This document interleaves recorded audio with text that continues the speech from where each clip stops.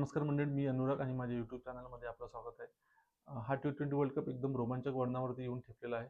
आपल्याला माहिती आहे की भारताच्या एका पराभवामुळे सगळे समीकरण बदलून गेले आहे. सगळे क्रिकेट पंडित, एक्स प्लेयर्स, सगळे क्रिकेट फॅन्स नाराज आहे आणि नाराज असायलाच हवं, कारण की हा पराभव एका दारुण पराभव म्हणता येईल आणि एका पराभवामुळे सगळे समीकरण बदलून गेलेले आहे.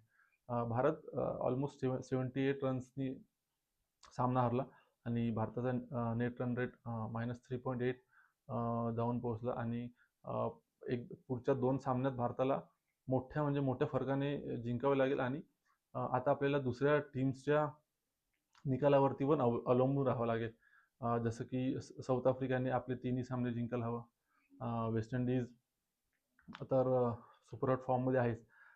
झिम्बाब्वेच्या निकालावर आणि अ, झिम्बाब्वेने साऊथ आफ्रिकेला हरवायला हवं आणि भारताने पण आपले उरलेले 2 सामने जे आहेत वेस्ट इंडिज आणि झिम्बाब्वे विरुद्ध, ते मोठ्या फरकाने, मोठ्या दिमाखात त्यांना हरवायला हवं. तर अशी स्थिती येऊन पोहोचलेली आहे. त्याचबरोबर म्हणायला गेलं तर अ, अ, सगळे एका पराभवामुळे सगळे फॅन्स, सगळे क्रिकेट पंडित, एक्स क्रिकेटर,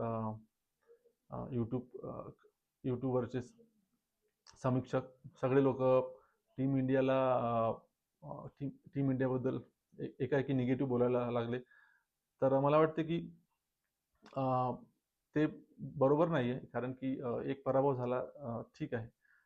एक एवढ्या मोठ्या टुर्नामेंटमध्ये जेव्हा एक टीम 7-8 मॅचेस खेळते, तेव्हा एखादी मॅच अशी होते की सगळ्यांचं कलेक्टिव्ह फेल्युअर होतं किंवा पुढची टीम व्यवस्थित प्लॅनिंग करून, ॲनालिसिस करून गेममध्ये उतरते आणि कोणती पण टीम हरू शकते. तर मला असं वाटतं की सगळे सगळे फॅन्स, समीक्षक आणि एक्स क्रिकेटर पण जे टीम इंडियाबद्दल एकदम निगेटिव्ह बोलायला लागले. ते पण एका पराभवानंतर, ते की मला वाटते चुकीचं आहे आणि टीम इंडिया नक्कीच कमबॅक करेल, स्ट्रॉंग कमबॅक करेल. कारण की ही एक चॅम्पियन्स टीम आहे. सगळे चॅम्पियन्स प्लेयर आहे. ठीक आहे, त्या दिवशी साऊथ आफ्रिकेने टीम इंडियाला टॅक्टिकली स्लोअर बॉलचा मारा करून पहिले फलंदाजी घेऊन आणि विकनेसेस उघड पाडून सामना जिंकला.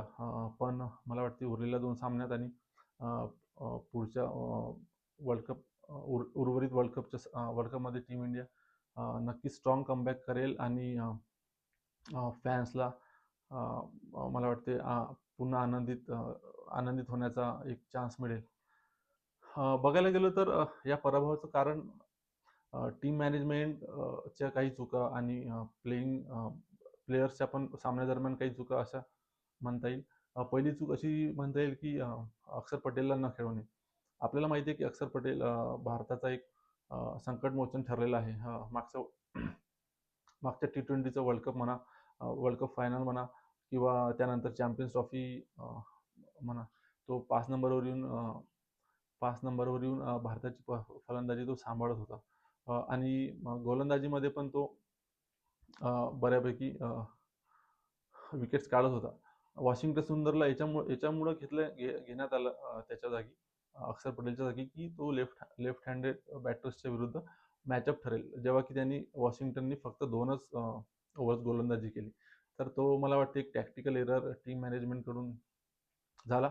आणि दुसरा असं म्हणता येईल की प्लेयर्सनी पण जेव्हा साऊथ आफ्रिकेचे 3 विकेट्स गेले होते, तेव्हा कसून गोलंदाजी करून त्यांना 150-160 च्या स्कोअरवर जर रोखता आलं असतं, तर भारताला बऱ्यापैकी चान्स होता. पण आपल्याला माहिती आहे की वरुण चक्रवर्ती सपशेल फेल ठरला. त्या दिवशी खेळपट्टीवर जास्त स्पिन नव्हता, तर त्याचे बॉल्स जास्त स्पिन होत नव्हते, तर मिलर आणि ब्रेविसने त्याच्या विरुद्ध चान्स घेतला आणि त्याला नाकामी केलं. तोच एक मला वाटतं एक निगेटिव्ह पॉईंट ठरला भारताच्या विरुद्ध. पण बुमराह आणि नंतर अर्शदीपने बऱ्यापैकी तिथून गोलंदाजी केली आणि भारताने साऊथ आफ्रिकेला 180-185च्या धावसंख्येवर रोखलं. आणि जेव्हा भारताची टीम बॅटिंग करायला आली, तेव्हा साऊथ आफ्रिकेने व्यवस्थित एका फलंदाजाची विकनेस ओळखून त्यांना टिपून मारा केला आणि भारतीय फलंदाज एका पाठोपाठ एक आउट होत गेले. पण मला वाटतं की टीम इंडिया उर्वरित मॅचेसमध्ये नक्कीच एक स्ट्रॉंग कमबॅक करेल, कारण की भारतीय टीम एक चॅम्पियन टीम आहे. आणि चॅम्पियन्स प्लेयर आहे सगळे. कोणता पण प्लेयर एका दिवशी त्या त्या दिवशी एका स्वतःच्या बळावर सामना जिंकून देऊ शकतो, हे आपल्याला माहिती आहे. तर फॅन्सनी थोडा संयम राखावा आणि टीम इंडिया नक्कीच विजयी घोडदौड आपली सुरू करेल आणि आपल्याला आनंदाची बातमी देईल. बाकीच्या सामन्याबद्दल बोलायला गेलो तर आज इंग्लंडने पाकिस्तानला हरवलं आणि आपली सेमीफायनलची तिकीट पक्की केली. इंग्लंडचे सुपर 8मध्ये 2 विजय झाले आहे. आधी त्यांनी श्रीलंकेला हरवलं होतं आणि आज त्यांनी पाकिस्तानला हरवलं. हॅरी ब्रुकनी कमालची खेळी केली. कॅप्टन्स नॉक म्हणता येईल. तो 3 नंबरवरून त्यांनी 51 चेंडूमध्ये 100 धावा केला आणि एका हाती सिंगल हँडेडली त्यांनी पाकिस्तानला पराभूत केला असं म्हणता येईल.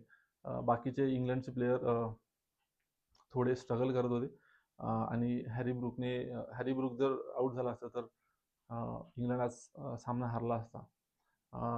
दुसऱ्या उद्या श्रीलंका आणि न्यूझीलंड दरम्यान सामना आहे, तर तो पण एक महत्त्वाचा सामना आहे. श्रीलंका एक सामना हरून आलेला आहे आणि न्यूझीलंडचा सामना पावसामुळे रद्द झाला. तर उद्याचा पण डू ऑर डाय सामना ठरेल. जो जो संघ हरेल तो या स्पर्धेतून बाहेर होईल. दुसऱ्या ग्रुपमध्ये बोलायचं झालं तर वेस्ट इंडिजने आपला सुपर फॉर्म कायम राखला आहे. त्यांनी झिम्बाब्वेला मोठ्या मार्जिनने हरवलं. वेस्ट इंडिजची टीम मला वाटतं 2016च्या त्यांचा जो विजेतेपद होतं, जे जिंकले होते 2016ला T20 वर्ल्ड कप इंडियामध्ये जो झाला होता, त्याच्यातून प्रेरणा घेऊन ते एक सुपर हॉट फॉर्ममध्ये खेळत आहे. सगळे प्लेयर्स एकदम एका दमात फॉर्ममध्ये आले आणि सगळे दर्जेदार खेळ करत आहे. हेटमायर असो, रुदरफोर्ड, त्यांचे स्पिनर्स अकिल हुसेन, गुदाकिस मोती आणि जेसन होल्डर, शमार जोसेफ, सगळे प्लेयर्स कलेक्टिव्ह परफॉर्मन्स देऊन वेस्ट इंडिजला जेतेपदाकडे नेत आहे. बाकीच्या सामन्यांबद्दल बोलायला गेलं तर मला वाटते की इंडिया नक्कीच आपलं विजेतेपदच्या रुळावर येईल आणि दुसऱ्या ग्रुपमधून इंग्लंड आणि उद्याच्या सामन्यावरती आपल्याला कळेल की दुसरी टीम कोणती सेमीफायनलमध्ये येत आहे. तर आजच्या व्हिडिओ पुरती आपण इथेच थांबूया. अशाच मराठीमध्ये क्रिकेट ॲनालिसिस आणि समीक्षकासाठी या चॅनलला सबस्क्राईब करा, लाईक करा, कमेंट करा आणि आपल्या फ्रेंड्ससोबत शेअर करा. धन्यवाद.